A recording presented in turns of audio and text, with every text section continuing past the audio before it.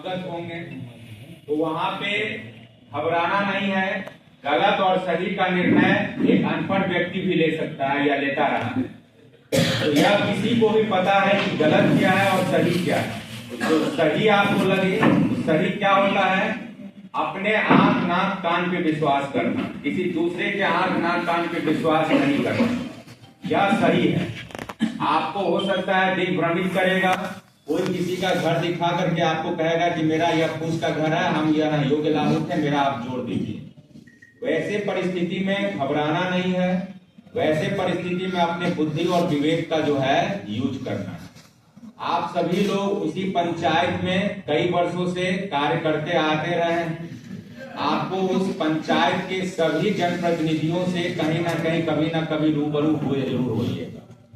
आपको लगता है कि थोड़ा सा भी संदेह अगर आपके मन में आता है तो आप थोड़ा सा वक्त ले लें, घंटा 2 घंटा ले लें, 2-4-5 आदमी से एक बार जो है कंफर्मेशन ले लें कि यह व्यक्ति का सही में कहीं यही घर है कि नहीं है, इस घर में कौन कौन रहते हैं, कितने दिनों से यह घर बना हुआ है, क्या इसका कोई अन्य घर भी है इस पंचायत में या इस वार्ड में।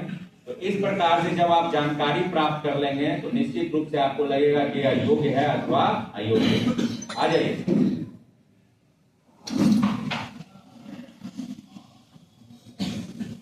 अब देखिए कि विभाग के द्वारा निर्देशित किया गया है कि 10 तारीख से यह कार्यक्रम शुरू करना है। अभी हम लोग जो है आपके आने से पहले पूर्वी अनुमंडल के साथ हम लोग बैठक कर चुके हैं। पूर्वी अनुमंडल में भी सभी वीडियो साहब थे, सभी आवास पर्यवेक्षक सहायक और जो PRS नए सर्वेयर वगैरह थे वो भी थे। तो उसमें एक सर्वसम्मति से हम लोग की जो है सहमति बनी है कि अभी मुजफ्फरपुर जिला में कुछ दिन पहले ही मुख्यमंत्री आवास योजना देने हेतु एक डिटेल सूची बनाया गया था। हमारे आवास पर्यवेक्षक लोग यहाँ बैठे होंगे, वो लोग बताएंगे क्या अर्जुन जी। तो अभी जो है कुछ दिन पहले ही एक सूची वार्ड वाइज बनाया गया था।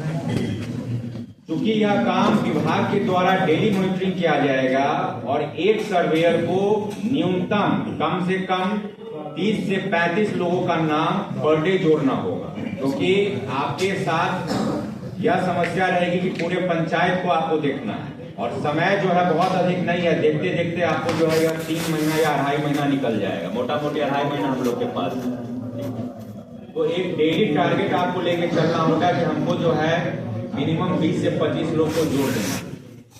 तो प्रथम पाली में जो हम लोग की बैठक हुई है उसमें आपस में सहमति यह हुआ है कि जितने भी हमारे आवास सहायक हैं, तो आवास सहायक अभी चूंकि एक ही पंचायत में खुद स्वयं सर्वे करेंगे, लेकिन उनके चार्ज में एक या एक से अधिक पंचायत भी होगा। लेकिन वहां पे सर्वेयर के रूप में पंचायत सचिव या PRS को दिया गया। तो जो भी आवास सहायक जिनका चार्ज में दूसरा पंचायत है वह PRS और PS को निरंतर सहयोग करेंगे, क्योंकि PRS और पंचायत सचिव के लिए यह नया काम होगा। तो जो हमारे आवास सहायक हैं वह निरंतर उनका सहयोग करेंगे।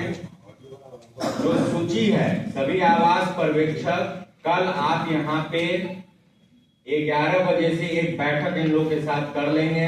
वहां पे जो फॉर्मेट आप लोग को दिया गया है जिसमें आपने सर्वे करवा रखा है वह फॉर्मेट वार्ड वाइज है। अभी से अपने स्टूडियो में दीजिए, उसका फोटो कॉपी करके रखेंगे और कल सर्वेयर को आप वह सूची हस्तगत करवा देंगे। वह सूची लेकर के जब आप फील्ड में जाइएगा तो यह मत सोचिएगा कि वह सूची में सभी योग्य लाभुक हैं और आंख बंद करके आपको जोड़ देना है। वह एक सर्वेक्षित सूची है, वह एक सर्वेक्षित सूची है। जो भी है उसमें जहां तक हम लोगों ने आवास दे दिया है, आपको आवास पर्यवेक्षक बता देंगे कि यहाँ तक सूची में इस क्रमांक तक लोगों को घर मिल चुका है। उसके नीचे जितने भी लोग बचे हुए होंगे वह सूची लेकर के आप फील्ड में चले जाएंगे और फील्ड में उसमें कोई क्रमांक मायने मतलब नहीं रखता है, क्योंकि क्रमांक फिर से डिसाइड होगा। अभी आप लोग का क्या काम है कि नाम जोड़ देना। तो वह जो सूची आपके पास है उसमें कोशिश करिएगा कि ऊपर से आप जोड़ना शुरू कर दीजिएगा। किसी भी सूरत में अगर किसी भी कारण आप किसी का नाम नहीं जोड़ पा रहे हैं तो आप उसको टिक लगा करके आगे बढ़ सकते हैं और उसको फिर दूसरे दिन जाकर के आप उसका नाम जोड़ सकते हैं, बशर्ते कि वह योग्य है। अगर उस सूची में आपको कोई अयोग्य मिलता है, मान लीजिए कि वह सूची बने हुए 6 महीना या 1 साल हो गया, तो महीना 6 महीना में बहुत सारे परिवर्तन हो गया होगा। हो सकता है कोई जो है पक्का का मकान बना लिया हो सकता है किसी को सरकारी नौकरी मिल गई हो। तो अगर ऐसा कुछ आपको फील्ड में मिलता है तो आप चुपचाप बिना किसी को बताए हुए अपने मन में कोई सिंबल रखिए, किसी को दिखाइए नहीं, उसको क्रॉस कर लीजिए और ताकि उसको आपको जोड़ना नहीं है और आप आगे बढ़ जाएंगे। अब जब आप फील्ड में जाएंगे तो विगत 6 महीना में बहुत सारा परिवर्तन आया हो सकता है कि मुख्यमंत्री का जब सर्वे हो रहा हो उस समय बहुत सारा परिवार नहीं हो गांव में, उसका नाम नहीं जुड़ा हुआ हो, या हो सकता है कुछ नया परिवार बन गया हो, कुछ नई शादी हो गई हो, तो कुछ क्राइटेरिया आपको दिखेगा कि ये लोग जोड़ने योग्य हैं। तो जहां पे मुख्यमंत्री आवास योजना का सूची खत्म होता है वहां से आप एक नया सूची अपना ऐड ऑन करते चलिए, ताकि 2 से 3-4 दिनों में आपको एक टारगेट मिल जाएगा कि हमको जो है इस पंचायत में टोटल कितने योग्य लाभुक को जोड़ना है, और वह टारगेट आप जो है प्रखंड में दे देंगे ताकि वीडियो साहब और आवास पर्यवेक्षक जो है मॉनिटरिंग कर सके कि मान लीजिए किसी पंचायत में 2500 घर आपने टारगेट दिया, तो पर डे आपका रन रेट क्या होना चाहिए, ताकि हम लोग जो है समय से पहले ही जो है सभी का नाम जोड़ लें। लास्ट मोमेंट तक हम लोग इंतजार नहीं करें कि बैठ जाइए, सेटल हो जाइए। हम लोग को जो है लास्ट मोमेंट तक नहीं जाना है, जो भी काम करना है तेजी से और एक्यूरेसी के साथ कर लेना है। क्योंकि 2018 में किसी कारणवश मुजफ्फरपुर में प्रधानमंत्री आवास योजना का सूची नहीं बन पाया था, इसीलिए मुख्यमंत्री आवास योजना में हम लोगों ने जो है बृहद यहाँ पे जो है टारगेट मिला था और लगभग 83,000 का नाम लोगों ने सर्वेक्षित करके सुरक्षित ब्लॉक में रखा हुआ है। सभी आवास पर्यवेक्षक अपने सभी सर्वेयर को कल मीटिंग करके 11 बजे वह सूची हस्तगत करा देंगे और आवास योजना में कैसे सर्वे किया जाता है उसका एक ट्रेनिंग दिखा देंगे डेमोन्स्ट्रेट करके कि किसी लाभुक के पास वो जा रहे हैं, क्योंकि आवास पर्यवेक्षक को 10 साल का अनुभव हो चुका है, जो हमारे पुराने आवास सहायक लोग हैं उनको 10-12 साल का अनुभव हो चुका है, तो ये लोग तो आसानी से कर लेंगे। लेकिन जो हमारे पीआरएस हैं, तो क्योंकि पीआरएस उस फील्ड में रहते हैं, मनरेगा का काम करते रहे हैं, तो उनको भी थोड़ा बहुत आइडिया हो ही जाता है, क्योंकि उनको भी मजदूरी का पेमेंट आवास में देना होता है, तो सुन करके देख करके बहुत चीजें पीआरएस को आइडिया हो चुका होता है। लेकिन पंचायत सचिव के लिए हो सकता है या नई चीज हो। तो कल सभी आवास पर्यवेक्षक एक बार जो है विस्तृत रूप से ट्रेनिंग अपने अपने ब्लॉक में दे देंगे। सभी सर्वेयर कल 11 बजे ब्लॉक पहुंच जाएंगे।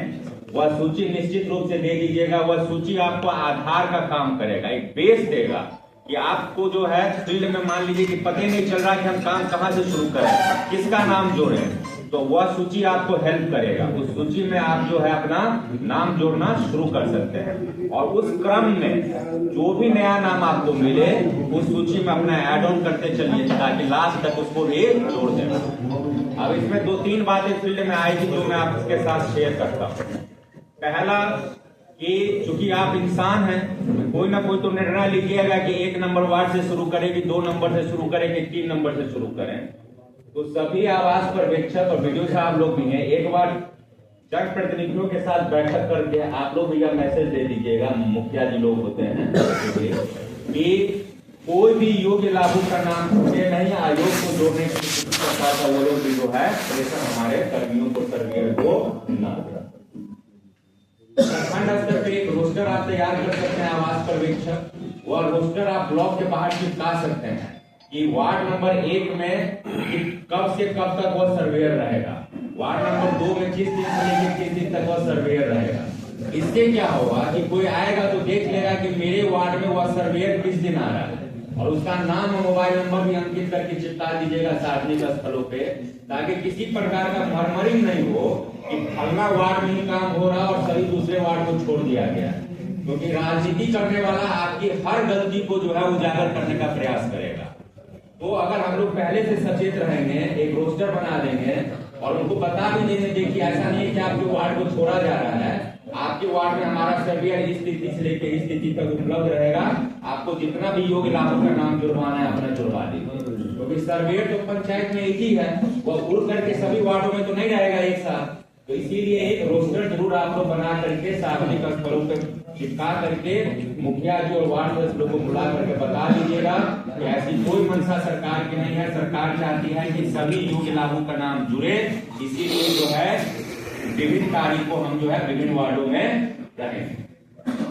अब इसका एक रास्ता और हो सकता है कि जैसे आप काम 10 बजे से लेकर के 5 बजे तक जो ऑफिशियल टाइमिंग है अगर आप करते हैं, तो शाम में 1 या 2 घंटा आप पंचायत के किसी सार्वजनिक स्थल पे जाके बैठ जाइए और वहां पे जो भी छूटे हुए लोग हैं जिसका आपने जिनको लगे कि नहीं मेरा नाम जो है नहीं जोड़ा जा रहा है, अगर कुछ कागज आपको ला करके दे रहा है और आसानी से जोड़ा जा सकता है, तो एक मर्मरिंग से बचने के लिए डेली आप 1 घंटा उस पंचायत के किसी सार्वजनिक स्थल पे जाकर के बैठ जाइए।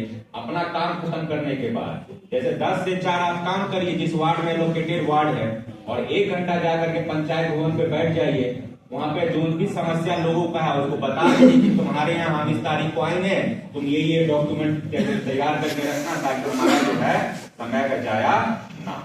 इससे मरमरी नहीं होगा पंचायत तो, या कोई आप पे आरोप नहीं लगाएगा कि फलानी वार्ड में जा रहे हैं रोज और कहीं हमको इस तरह का जो है दर्शन भी नहीं होगा। तो सभी प्रखंड विकास पदाधिकारी और आप लोग जो है आवास पर्यवेक्षक इसको सुनिश्चित करिएगा कि 1 घंटा आधा घंटा जो भी समय मिले किसी भी सार्वजनिक स्थल पे ये लोग जाकर के बैठ करके वहां पे कोई कुछ समझना चाह रहा है, कुछ बताना चाह रहा है तो उसको सुने और उसको बता दें। और विभिन्न स्थलों पे जो है सर्वेक्षण के क्रम में क्या क्या डॉक्यूमेंट की आवश्यकता होती है, आप लोग ब्लॉक में भी, पंचायत में भी, वार्ड में भी हर जगह चिपकवा दीजिए ताकि जो है इन लोग को बार बार लोग ना पूछे कि क्या क्या डॉक्यूमेंट की आवश्यकता है।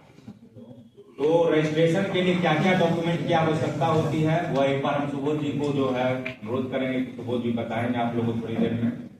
और इसके बाद जैसा कि मैंने कहा है कि कोई भी योग्य लाभुक छूटे नहीं, तो योग्यता का क्या जो है पैरामीटर है वह एक बार हम आप लोग के साथ चर्चा कर लेते हैं। कि जैसा कि हम पहले बता रहे हैं कि किसी भी सूरत में अयोग्य लाभुक को आप ऐड नहीं कर लीजिए, क्योंकि सभी सर्वेयर को जब आप ऐड करेंगे, ऐप खोलिएगा तो जब आप सबमिट करिएगा तो वहां पे आपसे एक सर्टिफिकेट मांगेगा ऐप कि जो नाम आपके द्वारा जोड़ा जा रहा है वह बिल्कुल योग्य है अथवा नहीं। वहां पे आपको जो है वो सर्टिफिकेट सबमिट करना होगा हर लाभुक के साथ, तभी वह जाकर के उसको जो है सबमिट करेंगे। तो यह एक बहुत बड़ा सर्टिफिकेट आपको जो है कानूनी जो है पेच में फंसा लिया है।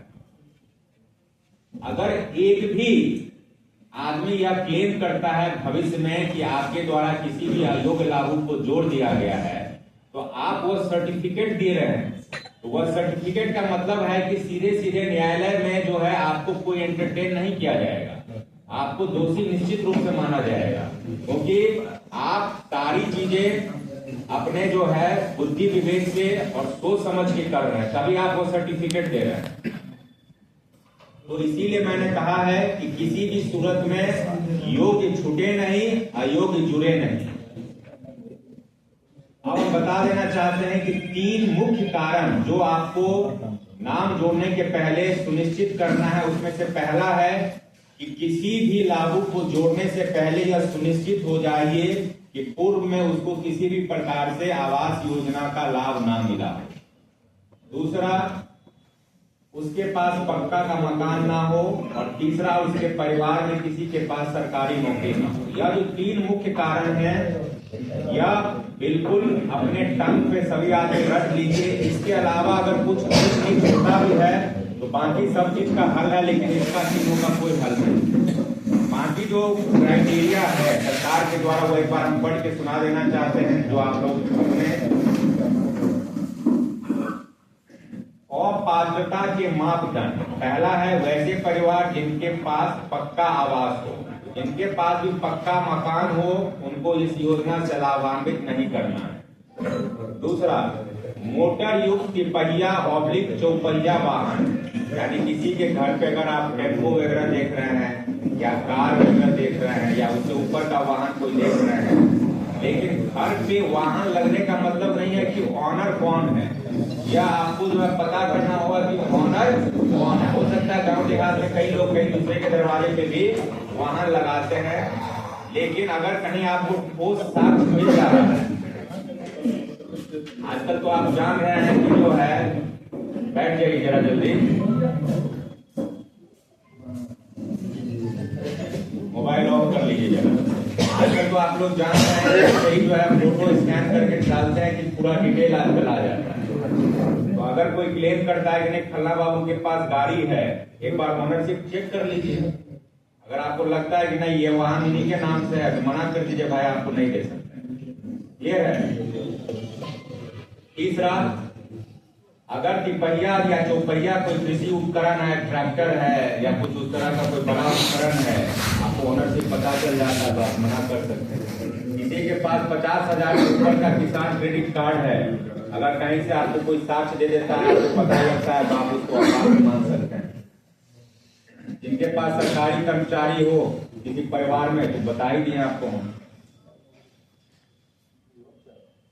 वे परिवार जिनका कोई सदस्य 15,000 रुपए से अधिक प्रति माह कमा रहा, ठीक है, अगर किसी भी परिवार में कोई ऐसा सदस्य है जो 15,000 से अधिक कमा रहा हो, चाहे वह प्राइवेट में काम करता हो चाहे सरकारी में काम करता हो, अगर आपको कहीं से साक्ष्य मिल जाता है, देखिए समाज में बहुत लोग के पीछे पड़े रहते हैं, हो सकता है आज वो साक्ष्य भी आपको कोई ला करके उसको दे दे, उसका वेरिफिकेशन कर लेना। ये नहीं कि कोई भेज दिया व्हाट्सएप पे और आप भी मान लिए, ऐसा जरूरी नहीं है। आयकर देने वाला परिवार, अगर कोई आपको गांव में लगता है कि यह वाकई में बहुत अमीर है, निश्चित रूप से वो टैक्स देता ही होगा। अगर किसी के पास 2.5 एकड़ या इससे अधिक सिंचित भूमि है, वह भी आप देख सकते हैं। 5 एकड़ या इससे अधिक असिंचित भूमि है, तो यह सब क्राइटेरिया है। तो ये जो है 11 क्राइटेरिया है, तो आप सभी देख सकते हैं। लेकिन मुख्यतः जो है हम लोग 3 क्राइटेरिया को मुख्य मानते हैं। पूर्व से आवास योजना का लाभ ना मिला हो, सरकारी नौकर या सरकारी कर्मी उस परिवार में ना हो, और तीसरा पक्का का मकान ना हो। बाकी और चीज के लिए आपको डिटेल में जाना होगा। कोई अगर साक्ष्य देता है तो आपको वेरीफाई करना होगा, ठीक है। तो ये सभी पात्रता मापदंड है, सभी लोग जो है इसका अक्षरशः अनुपालन करिएगा। सभी आवास पर्यवेक्षक एक ग्रुप बना लीजिएगा अपने सर्वेयर के साथ। यहां से भी एक ग्रुप बन रहा है जिसमें आप सभी को जोड़ा जाएगा। कहीं कोई समस्या हो तो सबसे पहले आप आवास पर्यवेक्षक से जो है बात करेंगे। अगर आवास पर्यवेक्षक नहीं सॉल्व कर पाते तो वीडियो साहब से बात करेंगे। अगर वीडियो साहब लोग भी नहीं सॉल्व कर पाते तो उस ग्रुप में आप फ्री हैं लिखने के लिए। लेकिन समस्या जो है बिल्कुल जायज होना चाहिए। ग्रुप में लिखने का मतलब नहीं है कि अब आपको रास्ता नहीं मिल रहा है तो आप उसमें लिखिएगा कि सर हमको रास्ता नहीं मिल रहा, रास्ता दिखा दीजिए। कोई बहुत बड़ा जटिल प्रॉब्लम आपको आ जाता है जहां आप अटक रहे हैं या आपको वहां पे सपोर्ट की आवश्यकता है मेरी या मेरी टीम की, तो आप निश्चित रूप से उस ग्रुप में लिख सकते हैं अपनी समस्या को।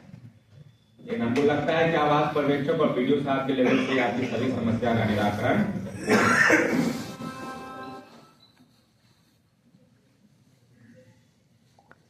सबसे प्रमुख चिंता जो डीएम सर को है कि इसमें सभी जनप्रतिनिधि इन्वॉल्व हो जाएंगे। यह एक ऐसा कार्य है जहां पे सभी छोटे से लेकर बड़े जनप्रतिनिधि इन्वॉल्व रहेंगे। आपको अपनी न्यूट्रलिटी दिखाना होगा, ट्रांसपेरेंसी दिखाना होगा। अगर आपकी छोटी सी भूल के कारण कोई वायरल होता है ऑडियो या वीडियो, या वैसे ही किसी अयोग्य लाभुक का नाम आप जोड़ दे रहे हैं और बाद में उजागर हो रहा है, तो यह एक गंभीर शब्द बोल रहे हैं, गंभीर लेवल का आरोप आप पे लगेगा। इसलिए इससे बचना है। आप कोई भी काम करिए तो फील्ड में पहुंच के करिए। किसी के पर्सनल दरवाजे पे बैठ करके कोई आदमी नहीं काम करिएगा, नहीं तो निश्चित रूप से आप पे आरोप प्रत्यारोप लगेगा। आप आपके मोटरसाइकिल पे अभी सर्वेक्षण तक कोई ना बैठे, इसका ख्याल आप रखेंगे।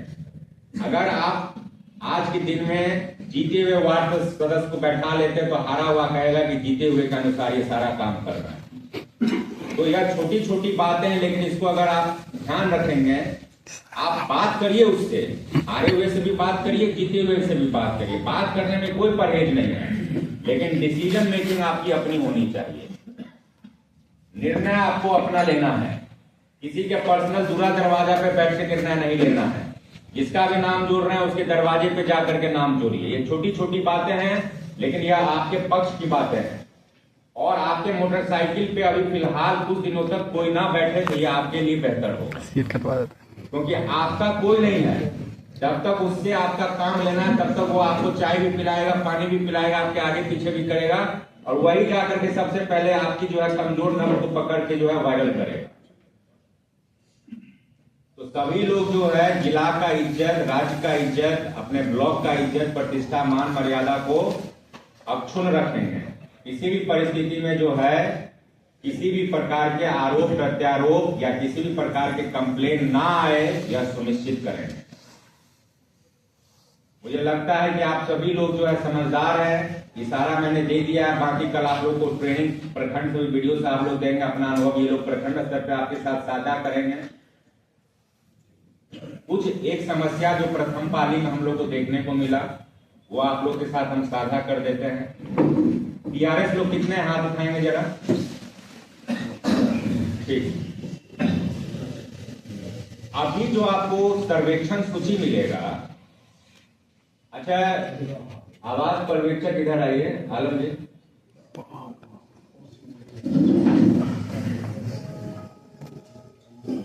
अच्छा कोई पंचायत सचिव है? जरा खड़ा होइए, आगे कोई खड़े हैं, आप खड़ा होइए। आपको पता है कि आज नहीं, आप लोग बैठे, ये बताइए, आपको पता है कि आज के दिन में किसी का नाम जोड़ने के लिए कौन कौन सा डॉक्यूमेंट की आवश्यकता होती है? नहीं पता। किसी पंचायत सचिव को पता है कि आवास में किसी का नाम जोड़ने के लिए कौन कौन सी डॉक्यूमेंट उससे प्राप्त करना होता है? कोई पंचायत सचिव बताए? ऐसे नहीं, खड़ा होकर के एक आदमी बताइए। आधार कार्ड, पहचान पत्र, मुख्य सदस्य को जब करेंगे, बैंक अकाउंट नंबर, या भी सुनिश्चित करेंगे कि यहाँ पर कितने वर्षों से रह रहे हैं। जैसे मेरा तारीख है तो पंचायत पत्र वहाँ पर कुछ ऐसे भी लोग हैं बाहर का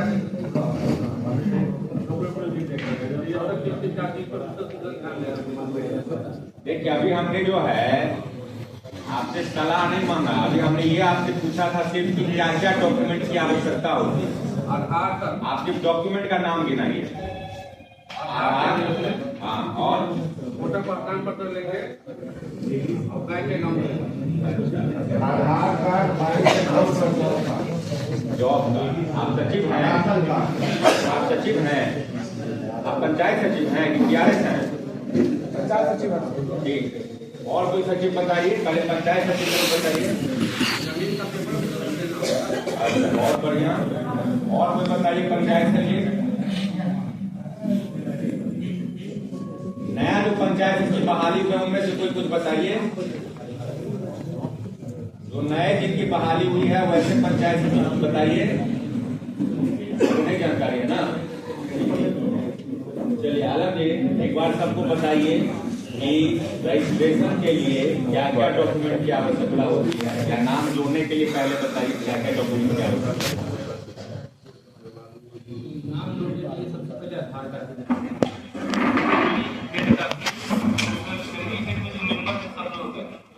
क्योंकि आधार के हिसाब से ही नाम जोड़ेंगे। क्योंकि डेथ वगैरह का मामला अगर आता है तो उसी डाटा के हिसाब से आश्रित परिवार को दिया जाता है, ताकि फ्यूचर में आधार सीट करना हो उस परिवार को तो मिसमैच भी प्रक्रिया में नहीं हो जाता। आधार कार्ड के लिए जरूरी है। लैंड से रिलेटेड उसकी कागज देख लीजिए कि जहाँ जो जमीन है सभी लोग के पास अपना आवास का जमीन है कि नहीं। लैंडलेस है तो मार्क करने के लिए फैमिली डिटेल्स में राशन कार्ड का एक मामला जो यहाँ आता है, तो सबसे बड़ी बात है कि हम लोग सेक डाटा को भी फैमिली डिटेल्स मान के समझ जाए, कंफ्यूज नहीं करिए। राशन कार्ड का जॉब था, इस फैमिली का नाम हम लोग जोड़ रहे हैं, तो फैमिली जिसके नाम से सही नाम जोड़ेंगे तो महिला ही उसमें लाभार्थी हो जाएगी। अगर किसी परिवार में महिला नहीं है तो उसमें जेंट्स को हम लोग खोलना है, उसका जॉब कार्ड होना जरूरी है। अपडेट जॉब कार्ड के लिए संबंधित हम लोग की सूची उसकी उपलब्ध करा देंगे पंचायत द्वारा, और उसको एरर अगर आएगा तो संपर्क कीजिएगा तो उसको हम चेक करवा देंगे। चलिए अब इसको जो और क्लियर कर और नाम जोड़ने का खाता उसी समय अगर देता है तो खाता उसी समय क्लियर कर दिए, ताकि फ्यूचर में जरूरत उसकी नहीं पड़ेगी। चलिए अब इसको जो है सरल भाषा में हम आपको बताते हैं कि कैसे करना है, क्या क्या लेना है। जो मुख्यमंत्री आवास योजना का सूची आपको वार्ड वाइज कर उपलब्ध कराया जाएगा, तो आप जो है एक रोस्टर बना देंगे कि किस तिथि से लेकर किस तिथि तक ये लोग किस वार्ड में रहेंगे। ये आवास पर्यवेक्षक का काम है, या सभी सार्वजनिक स्थल पे जो है चिपका देंगे और लोगों को जानकारी भी दे देंगे। कल आप लोग जो है वीडियो से आप लोग की अध्यक्षता में जितने भी जनप्रतिनिधि होते हैं पंचायत ब्लॉक स्तर पे उनके साथ एक मीटिंग करवा दीजिएगा, और यह नहीं कहे कि हमको जानकारी ही नहीं मिली। यह भी क्लेम लगाते हैं लोग कि हमको तो जानकारी नहीं मिला प्रखंड स्तर से, तब यह काम शुरू हो गया। तो निश्चित रूप से कल आप लोग एक बैठक कर लीजिएगा। अब देखिए इन्होंने कहा जो सूची आपको मिलेगा मुख्यमंत्री आवास योजना के समय जो हम लोगों ने सर्वे करवाया था, उसमें मात्र 4 चीज मिलेगा। लाभुक का नाम, पिता पति का नाम, वार्ड संख्या और घर की भौतिक स्थिति। इन 4 चीज के अलावा आपको कुछ नहीं मिलेगा उसमें। लेकिन यह 4 चीज से जो है कम से कम आपको एक बहुत बड़ा हेल्प मिलेगा कि हम किसके यहाँ से शुरुआत करें, कहाँ से शुरुआत करें। और यह लगभग डिटेल विस्तृत सर्वे किया हुआ है। 83,000 लोग को जोड़ा गया है, 83,000 परिवार को जोड़ा गया है। तो अपने आप में यह एक जो है लगभग सही सर्वे है। लेकिन चूंकि समय हो गया 6 महीना 8 महीना, तो इसमें कुछ आपको मॉडिफिकेशन करने की आवश्यकता है।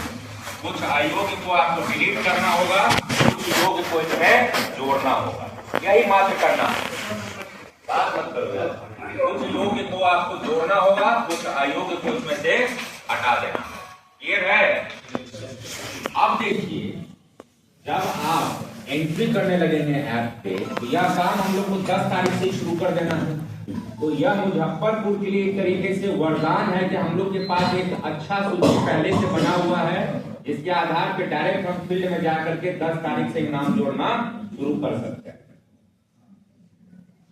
विभाग का यह अपेक्षा हम लोग से है कि सभी सर्वेयर पर डे कम से कम 30 से 35 योग्य लाभुक का नाम जरूर जोड़ें।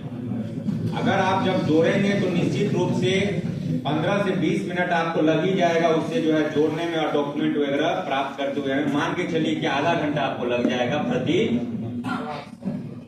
लाभुक पे। बीच में खाना पीना भी है। हम लोग का भी एक जो अपेक्षा आपसे है कि मिनिमम सभी सर्वेयर 35 से 40 निश्चित रूप से पहला दिन हो सकता है कम हो।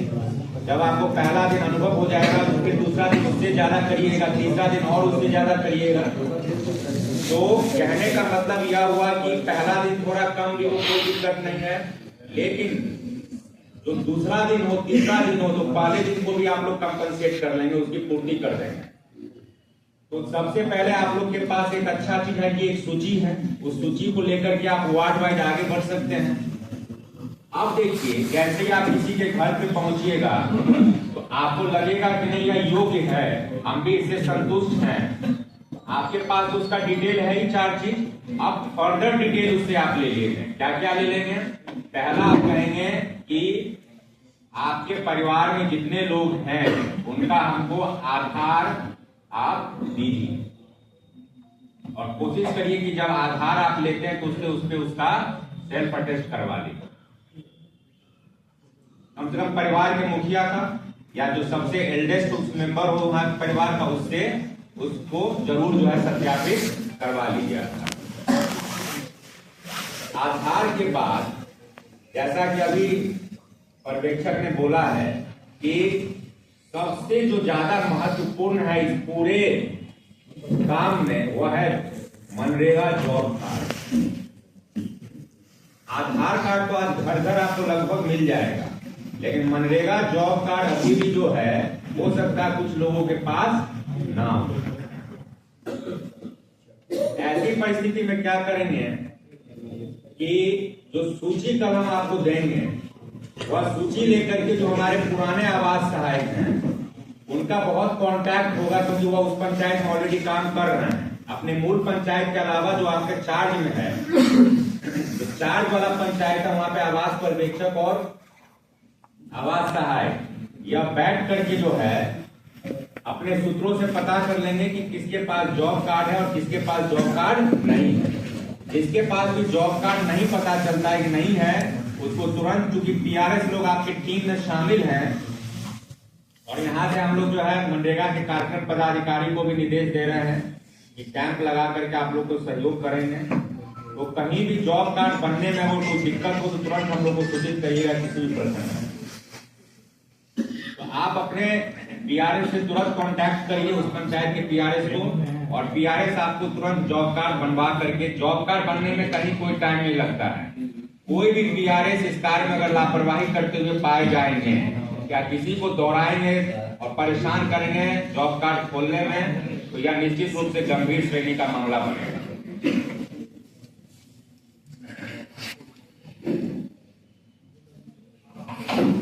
तो किसी भी हाल में कोई भी, बैठिए जल्दी बैठिए, किसी भी हाल में आपको जॉब कार्ड में जो है प्रॉम्प्टनेस दिखाना है सभी पीआरएस को। अब इसमें एक समस्या प्रथम पाली में लोगों ने उजागर किया। मान लीजिए एक पिता हैं और उनके 4 पुत्र हैं, या 3 या 4 पुत्र हैं। जॉब कार्ड में हो सकता है तो उस पिता के साथ चारों पुत्र का नाम पहले से शामिल हो। तो अब मान लीजिए कि उसमें से किसी पुत्र का शादी हो गया हो इधर 4 महीने में, तो अब तो योग्य लाभुक की श्रेणी में आ जाएगा। उसको तो घर मिलना चाहिए जब उसकी शादी हो गई है, लेकिन पहले तो अपने पिता के साथ था। तो यह जो पीआरएस लोग समझ रहे होंगे कि उस जॉब कार्ड में तो वो लड़का ऑलरेडी अपने पिता के साथ है, तो आप जैसे ही वो जॉब कार्ड दीजिएगा तो एग्जिस्टिंग बताना शुरू कर देगा, वो खुलेगा ही नहीं। पीओ साहब के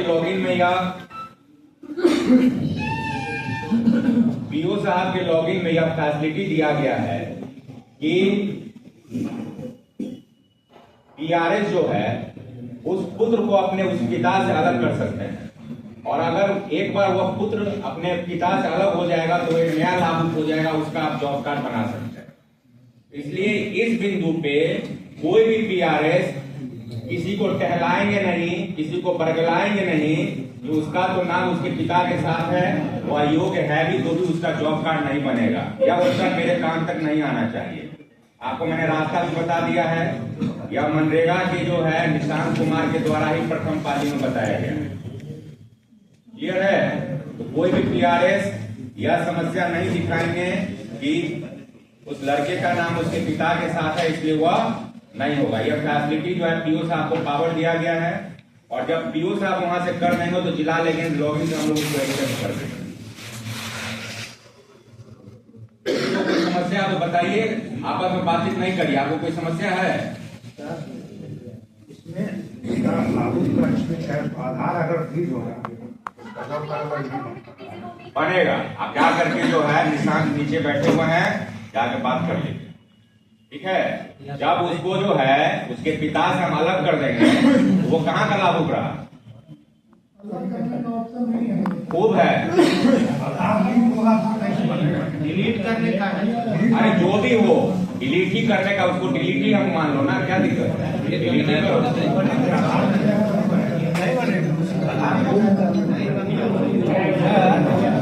किसी भी लागू एक बार आधार हो गया और डिलीट करने के तो नया बनेगा भी नहीं। आप गलत समझ रहे हैं, आप कहना कुछ चाह रहे हैं, आप समझ कुछ रहे हैं। नहीं, गलत समझ रहे हैं, आप बैठ के समझाते हैं। बात तो सुनिए पहले, सब आदमी सब मनमानी करिएगा। आपस में अगर मुझे कोई बात करते हुए मिलेंगे तो मैं बाहर निकाल दूंगा। अंतिम बार समझा रहा हूँ, आप यहाँ मीटिंग में कोई कठिनाई हो तो आप मुझसे डिस्कस करिए, आपस में नहीं डिस्कस करना। अभी मैंने ये बताया है कि जो मेन लाभुक है, समझ रहे हैं, जैसे मान लीजिए कोई राम कुमार है, तो जॉब कार्ड तो राम कुमार पे बना हुआ है ना। अब राम कुमार के 4 पुत्र हैं, श्याम है, ABCD है, जो भी है। अब राम कुमार जो है अगर लाभुक हैं, उनको आपको डिलीट करने की आवश्यकता क्या है?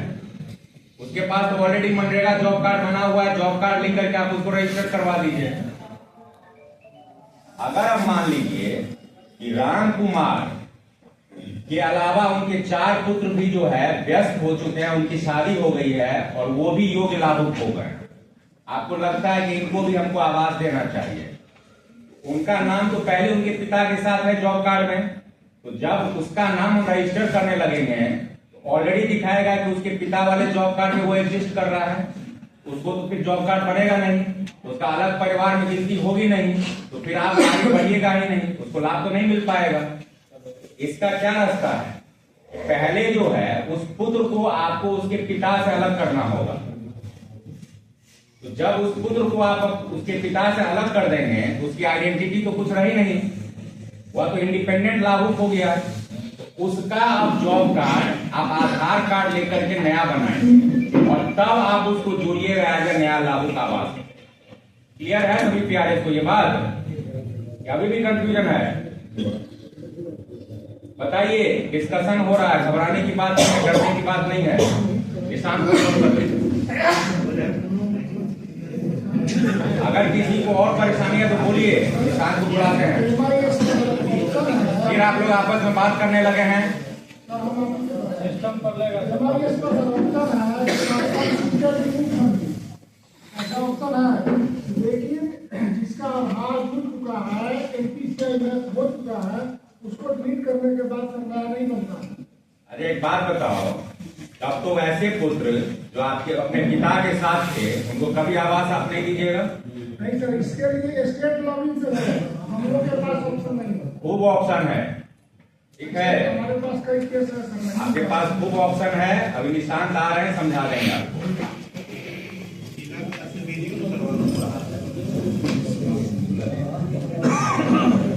चलिए, ये निशांत अभी आएंगे, इस बात को और फोकस करेंगे तो आगे बढ़ते हैं। फिर मरमरी शुरू हो गया।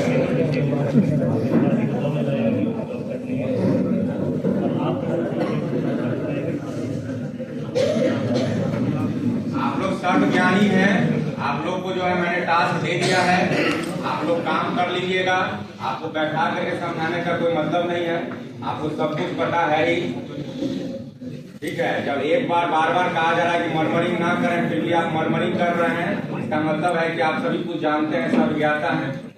आप सभी लोग इस काम को कर लें, मेरे तरफ से धन्यवाद है। चलिए ठीक है, जब एक बार समझा रहे हैं फिर भी आप लोग को नहीं समझ में आ रहा है ना, तो आपको प्रोटोकॉल का कोई मतलब है कि आप कहाँ बैठे हैं, किसके सामने बैठे हैं। एक बार नहीं 50 बार बोल चुके हैं कि मरमरिंग नहीं करिए, आपके समस्या के समाधान के लिए हम लोग बैठे हुए हैं, फिर भी आपस में आप लोग मरमरिंग किए जा रहे हैं। एक बार जरा जॉब कार्ड वाला इन लोग को जो है बता दीजिए, जो प्रथम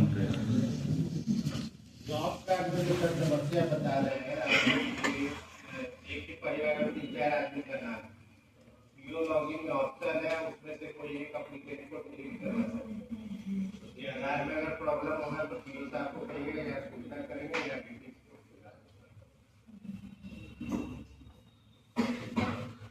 बताइए। पीछे वाले जिनको कारण समस्या होगा तो समझिए, उनके खड़ा होंगे पीछे वाले। मेरा कहना है यदि एक ही जॉब का नंबर जो एक पिता है, एक पिता और माँ है, 2 बच्चे हैं, और अभी दोनों व्यस्त हो चुके हैं, उनका अलग शादी ब्याह हो चुका है, लेकिन आधार जो है चारों का जुड़ा हुआ एक ही था। तो क्या उस व्यक्ति का जिसको हम लागू बनाना चाहते हैं, जो उनके बच्चे हैं, उनका जॉब कार्ड अलग बनेगा? क्या इस पर ऐसा आया अब तक? बनेगा। उनका एप्लीकेंट जो है ना, पुराने वाले जॉब कार्ड से डिलीट करवा दीजिएगा, नया जो जॉब कार्ड बनेगा उसका आधार नंबर या तो पीओ साहब को दे दीजिएगा या यहाँ दे दीजिएगा, हम यहाँ से मैप करवा देंगे। यहाँ से मैं अभी बीसी लोग तो आपके पास होगा सर, आप ब्लॉक से नहीं हो पाता। तो आप दे दीजिएगा, हम बात करके बनाएंगे। क्लियर है ये नहीं तो सभी को आप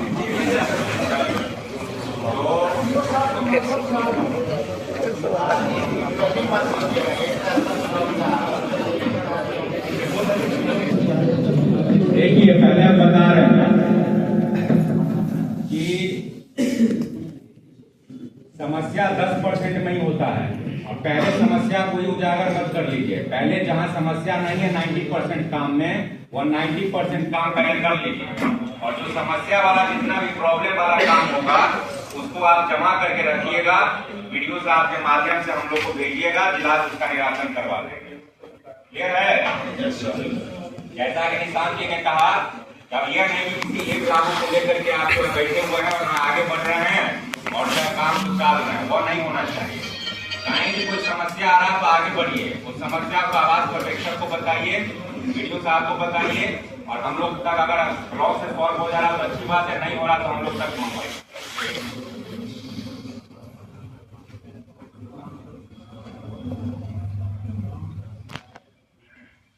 देखिए, अभी डीएम सर बार बार जो है एक ही बात से लेकर चिंतित हैं कि किसी प्रकार का कोई भी शिकायत जनप्रतिनिधि के माध्यम से नहीं आना चाहिए जिला स्तर पे। सभी लोग सचेत रहेंगे, सावधान रहेंगे। आवास पर्यवेक्षक लोग डेली शाम में फिजिकल मीटिंग 4 बजे या 5 बजे बुला करके कर लेंगे। आप लोग को यह जो है 2 से 3 दिन में यह एक टारगेट आप लोग को पता है मुख्यमंत्री वाला, फिलहाल उसी को मान लीजिए वह टारगेट है, उसके हिसाब से डेली का टारगेट इन लोगों को सेट कर दीजिएगा। वह टारगेट के हिसाब से डेली हमको दिखना चाहिए आंकड़ा कितना ऑनलाइन डेली हो रहा है।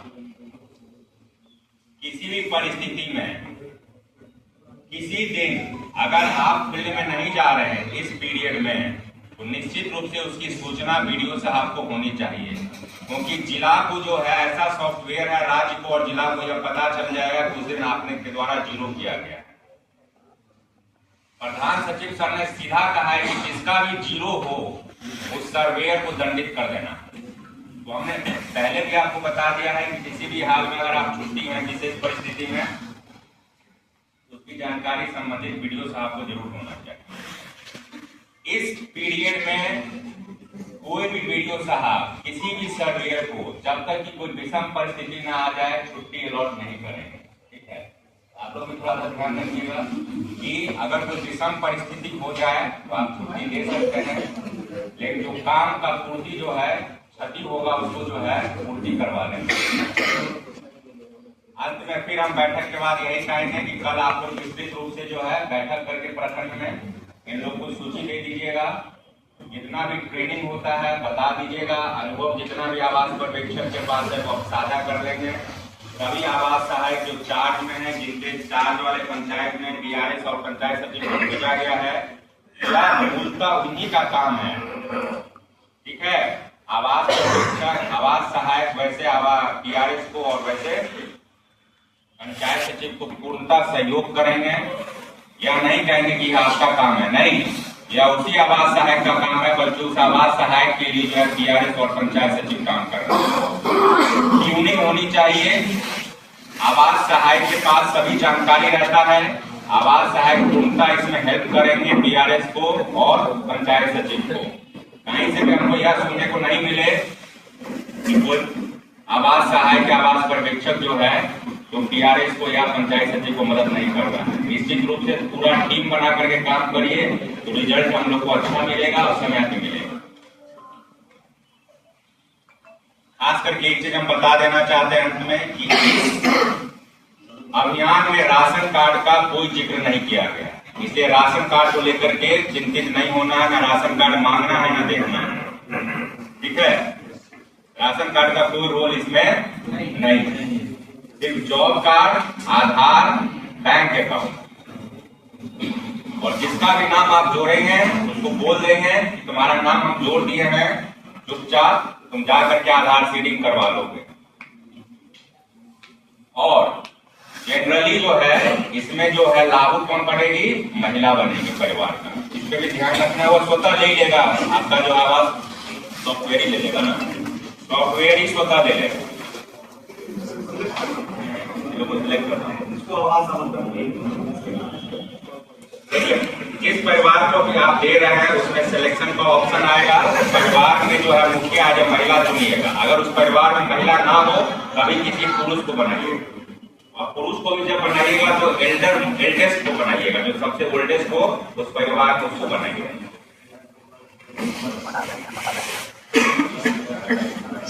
एक चीज कहना है कि जैसा पिछला बार आप लोग किए थे कि पहले से भी जॉब कार्ड बना हुआ था, फिर आप लोग दोबारा खोल तो देख लीजिएगा डुप्लीकेशन जॉब कार्ड का इस बार नहीं हो।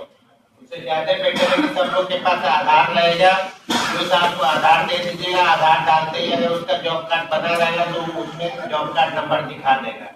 नया जॉब कार्ड तभी खोलिएगा जब उसका पुराना पहले से कोई जॉब कार्ड नहीं बना हुआ है, क्योंकि डुप्लीकेसी हो जाएगा तो फिर नरेगा में दिक्कत हो जाएगा उसके आधार से। इसलिए सब लोग एक बार चेक करवा लीजिएगा आधार नंबर से कि पहले से जॉब कार्ड तो नहीं बना हुआ।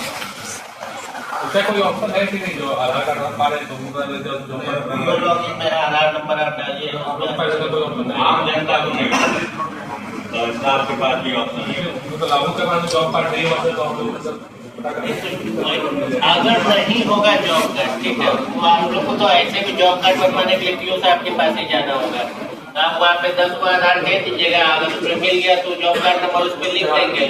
अगर नहीं होगा तो उसका तो बनाना ही पड़ेगा, क्योंकि अगर डुप्लीकेट जॉब कार्ड बनाएगा तो फिर आधार सीडिंग में प्रॉब्लम हो जाएगी।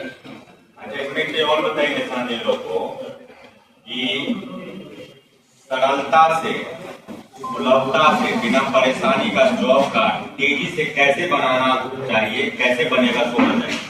क्यों सर, आधार दे देंगे और आधार में जो नाम है वो उसी नाम और कैटेगरी सही डालेंगे। मतलब जॉब कार्ड के लिए सिर्फ आपको आधार चाहिए और कुछ नहीं, फोटो वोटो कुछ नहीं, अकाउंट नंबर भी नहीं, सिर्फ आपको आधार चाहिए। सब लोग आगे अगर उसके मतलब आगे से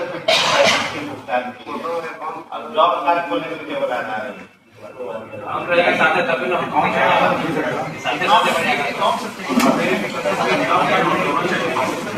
अगर किसी लाभुक के पास अकाउंट ना हो तो अब आप यार वेट करिएगा जॉब कार्ड बनाने के लिए। फिर जो मिनिमम क्राइटेरिया है जिससे अभी आपका जॉब कार्ड खुल जा रहा है आप कर लीजिए। उसके बाद तो आप उसी पंचायत के कर्मी है ना, आपके पास सफिशिएंट टाइम रहेगा। आप कभी भी किसी दिन उसका मोबाइल नंबर रहेगा, बुला लीजिए, अपने व्हाट्सएप पे मंगवा लीजिए। लेकिन उस कारण से जो है जॉब कार्ड में विलंब मत करिएगा, क्योंकि जॉब कार्ड जो है वह एसेंशियल क्राइटेरिया है, आप आगे नहीं बढ़ दीजिएगा बिना वो पीछे।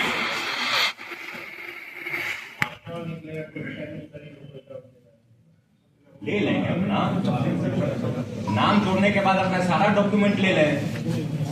रजिस्ट्रेशन के लिए जो है अभी नाम देखिए, कंफ्यूज नहीं करिए, अभी नाम जोड़ा जा रहा है, अभी रजिस्ट्रेशन नहीं हो रहा है। दोनों दो प्रक्रिया है। अभी जो है सिर्फ नाम जोड़ने की प्रक्रिया हो रहा है। इसको हम लोग जो है या ना सोचिए कि रजिस्ट्रेशन भी साथ ही साथ कर रहे हैं। रजिस्ट्रेशन के लिए कोई मेरा अलग अभियान आएगा। अभी जो है सिर्फ और सिर्फ नाम जोड़ने पे फोकस करिए।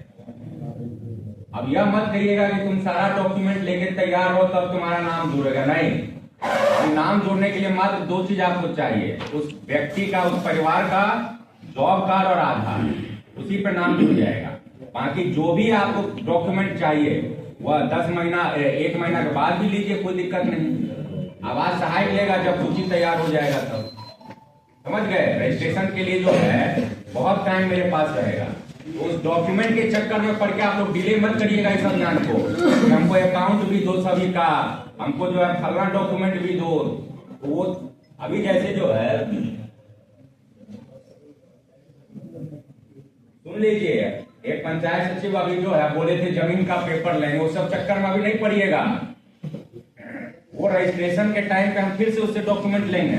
अभी मात्र आप एक सूची तैयार कर रहे हैं।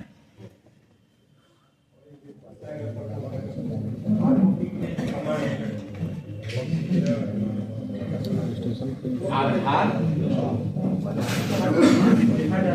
ले लीजिए ना, आधार का फोटो कॉपी इसमें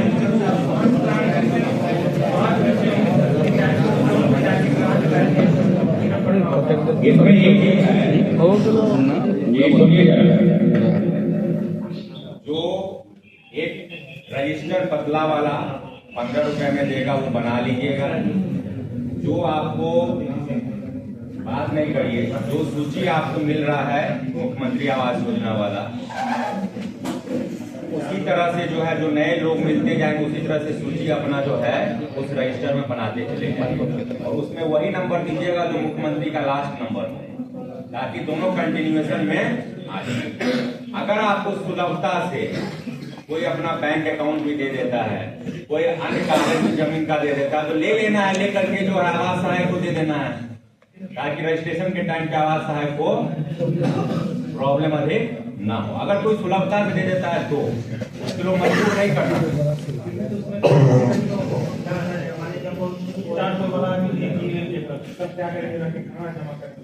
कौन सा प्रायोरिटी फिर कंफ्यूज आप हो रहे हैं?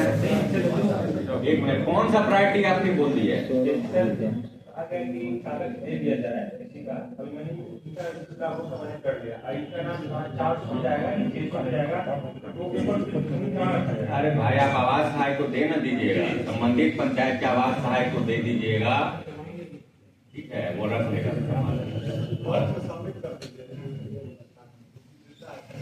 संबंधित आवास सहायक को आप दे दीजिएगा, ठीक है, वो संभाल कर रख लेगा। और कोई प्रश्न किसी के मन में हो तो बताइए, नहीं तो हम लोग मीटिंग खत्म करें। पहले से मिला हुआ पहले से जो मिला हुआ है आपको दिमाग ही नहीं लगाना है, इसलिए नहीं दिमाग लगाना। आपको जो सूची हम दे रहे हैं लगभग 90% तो आपका उसी से कवर हो जाएगा, और जो 10% अगर आपको आशंका है कि पहले से मिला हुआ है कि नहीं मिला हुआ है, वहाँ पे आपको संबंधित आवास सहायक हेल्प कर देंगे, आवास पर्यवेक्षक हेल्प कर देंगे। और खास करके आप जैसे ही आधार डालिएगा ना, जिसको पहले से मिल चुका है उसको लेगा ही नहीं, रिजेक्ट कर देगा कि ऑलरेडी एग्जिस्ट। और कोई समस्या तो बताइए।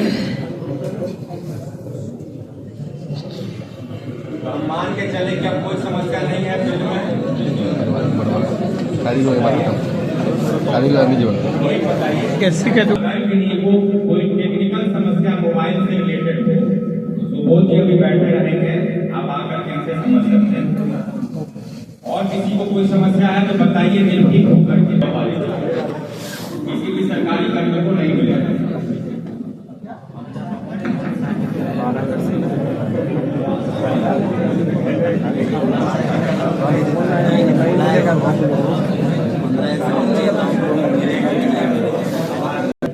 आप आगे आगे पूछिए ताकि सब लोग।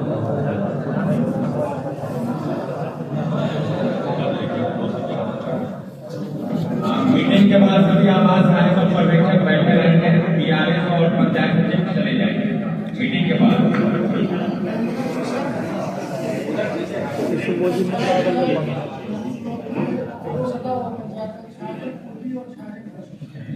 उसमें कुछ ऐसे लोग हैं सर, पूर्वी के लोग जाके पश्चिमी घर बना रही हैं, कुछ पश्चिमी के लोग पूर्वी में आके घर बना रहे हैं। जिस समय हम लोग सर्वे करेंगे उस समय वोटर लिस्ट देखना अनिवार्य होगा या नहीं, इसको आइडेंटिफाई कैसे